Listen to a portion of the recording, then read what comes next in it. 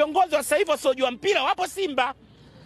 Lakini viongozi wa Azam wengi wanajua mpira, ila ushabiki ndio unawadondosha. Ila viongozi wa Simba wengi sasa hivi mpira hawajui. Ndio anaenda kujifichia kwa kocha. Mimi nakwambia kitu kimoja Tuzo. Tunaenda kupoteza kocha mzuri sana. Haki ya Mungu nakwambia. Kocha meneja. Wewe unamtaja meneja, mimi namtaja kocha. Alafu mwisho wa safari watu watuelewe tu. Tunaenda kumpoteza kocha mzuri sana.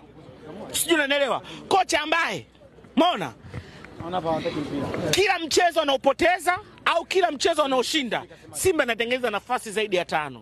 Uwe mdogo uwe mkubwa. Sijui unanielewa? Simba sasa hivi kugongesha mwamba imekuwa sio issue, ila issue mpira kuingia kwenye nyavu.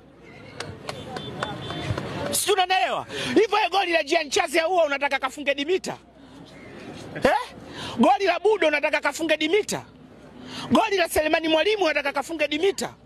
Goli la Soa mawili unataka kafunge Dimita? La Soa, la Kapombe unataka kafunge Dimita? Magoli mangapi hayo? Nafasi ngapi hizo? 5 hizo. Mbona? Kocha ambaye anaamini viungo watatu wa chini, anaamini viungo watatu wa juu. Sijui unanielewa? Manake timu inacheza kila eneo. Timu ikiondoka ina idadi nyingi ya kushambulia, timu ikikaba ina idadi nyingi ya kushambulia. Huo ndio mpira wa kisasa. Mpira wa kisasa nafunga mtu yoyote. Na kila mfumo unaona anaotumia Dimita, unafanywa mazoezi.